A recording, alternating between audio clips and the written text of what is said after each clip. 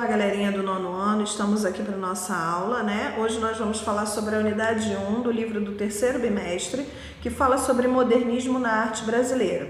Esse capítulo ele se inicia na página 120, tá?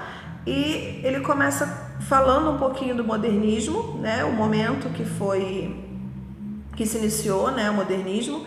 E fala também como ele foi introduzido aqui no nosso país, né? Na arte brasileira em si. Ok? Então, primeiro, modernismo, página 120. Modernismo ele se inicia lá na Europa. E nesse momento, nesse período que ele se inicia, a Europa ela vive um momento de intenso desenvolvimento industrial. Isso devido ou caracterizado, né, pelos avanços tecnológicos e pela visão do progresso desencadeada pelo modernismo, tá? Então, é nesse contexto que o modernismo se inicia na Europa. Tá? Já que no Brasil ele foi marcado pela chegada de milhares de imigrantes estrangeiros e pelo progresso industrial. Então esses dois fatores marcaram a chegada do modernismo aqui no Brasil no início do século XX. Tá? Ele foi marcado pela chegada de milhares de imigrantes estrangeiros e pelo progresso industrial. As primeiras manifestações artísticas modernistas aconteceram na literatura. Tá? Então tudo começou através de quê? Da literatura, ok? Com produções de quem? De Oswaldo de Andrade, de Mário de Andrade e Menotti Delpícia, ok?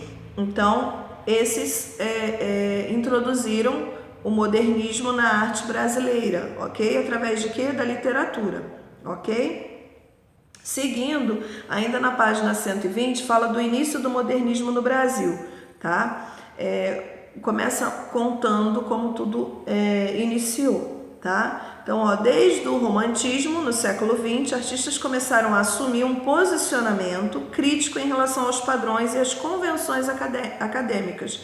Então, desde o romantismo já começa, então, esses artistas a ter um senso crítico, né? Um posicionamento crítico a respeito desses padrões e dessas convenções acadêmicas, tá? E aí se inicia, né? Iniciou-se a partir daí, desse momento, uma busca por novos sentidos para fazer o artístico, para o fazer artístico e para a obra de arte. Então aqui começa um novo momento, uma busca por novos sentidos, tá? Para o fazer artístico e para a obra de arte. Então eles começam a pensar que tudo isso pode ter um novo sentido, tá? Tudo começou então aqui. E aí segue, né? Depois passa pelo impressionismo. O impressionismo, isso você vai encontrar na página 121, tá? Falando um pouquinho do impressionismo. O impressionismo ele revolucionou a concepção de pintura e foi ele que abriu definitivamente as portas para os movimentos de vanguarda artística, tá? Isso no final do século XIX. Então o impressionismo ele também teve um papel importante, né? Porque ele abre as portas para os movimentos de vanguarda artística, tá? Isso no final do século XIX e início do século XX. E os primeiros, né, movimentos foi o expressionismo, o fauvismo, o cubismo e o dadaísmo. Então foram esses movimentos iniciais, né? E aí a ideia, né, começa a se mudar, a concepção das coisas da pintura começa a se abrir, tá?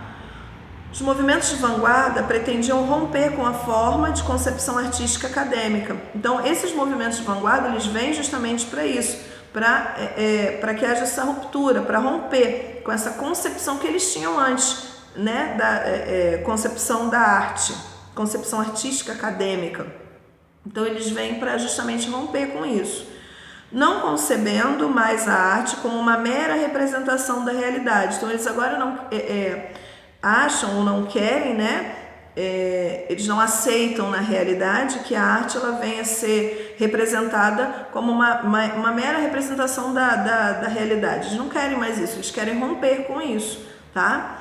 As vanguardas investiram na pesquisa dos elementos constituintes das artes visuais como ponto, linha, cor, forma, entre outros, valorizando a liberdade de expressão artística. Então as vanguardas elas vêm realmente para trazer uma modificação, uma transformação, né? Para valorizar a liberdade de expressão artística.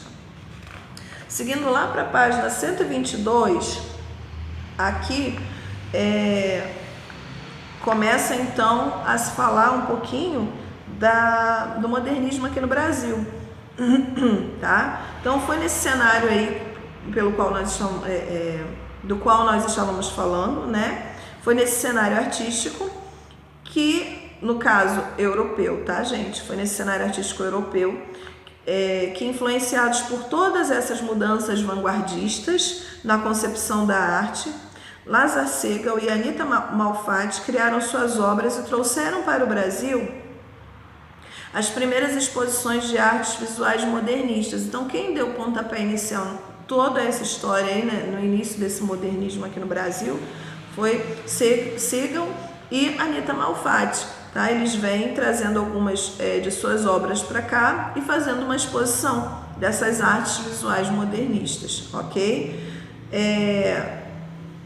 E aí, eles, ainda na página 122, fala que assim, ó, os horrores da Primeira Guerra Mundial repercutiram de maneira bruta na obra de Segel, que passou a criar pinturas que tratavam do sofrimento humano e das injustiças sociais, assumindo mais as características expressionistas que valorizavam a expressão dos sentimentos, a deformação e a proporção das formas como maneira de exacerbar o caráter emocional. Então ele começa a pintar os horrores, né, da Primeira Guerra Mundial, e isso vem para impactar muitas pessoas, né, porque repercute de uma maneira bruta, né, é o que fala aqui, ó, repercutiram de uma maneira bruta na obra dele. Então isso aí vem trazendo um impacto, né, de certa forma. Lá na página 123 fala um pouquinho sobre isso, ó, provocou uma grande polêmica no meio artístico. O quê? Uma amostra que a Anita Malfatti fez, ela teve uma repercussão, né? Ó, já a amostra de Malfatti repercutiu de modo significativo no contexto histórico da época e tornou-se um marco da história do modernismo no Brasil. Então, provocou uma grande polêmica nesse meio artístico, né? Mas repercutiu de modo significativo, de modo proveitoso, né? No contexto artístico da época. Ok? Isso é a amostra feita por Anita Malfatti, porque ela também fez a amostra dela, tá?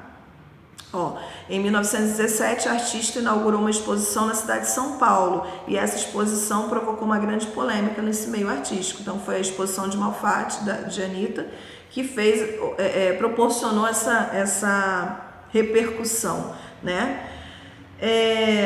E aí, através das obras de Anita, através das obras de Segel, eles começam a crescer, né, um desejo de criar possibilidades estéticas se materializou na realização da Semana de Arte Moderna de 1922. Então aí começa a crescer essa ideia e eles dão início, né, fazem essa Semana de Arte Moderna de 1922.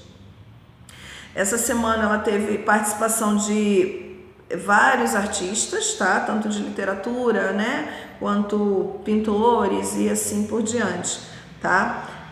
O objetivo dessa semana era dispor novas possibilidades de concepções estéticas que criassem um contraponto com o conservadorismo artístico dominante. Então eles fizeram essa semana para bater de frente justamente com esse conservadorismo, para trazer ideias novas, para criar uma maneira diferente de enxergar as coisas, né? A arte em si.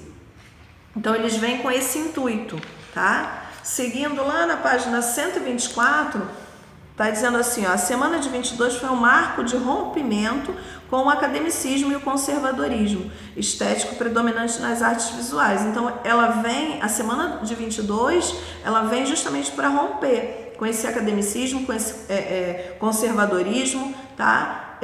Dentro da arte, tá? Ela vem justamente para romper com isso, tá?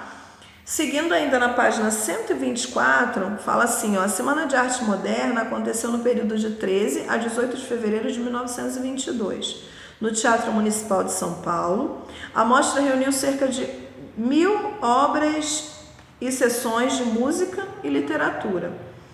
E quem se destacou dentro dessa semana, né? Se destacaram, dentre outros artistas, né? De Cavalcante, Anita Malfatti, Victor Brecheret, Heitor Villa-Lobos e Oswaldo de Andrade. Então esses artistas eles se destacaram nessa semana de Artes. Semana de Arte Moderna, ok? Então, aqui nesse capítulo, tá? Eu vou ficar por aqui. Peço que vocês façam os exercícios da página 127 e 128, ok? Que em breve eu vou estar postando a correção desse capítulo, tá bom? Um beijinho, fiquem com Deus e até a próxima.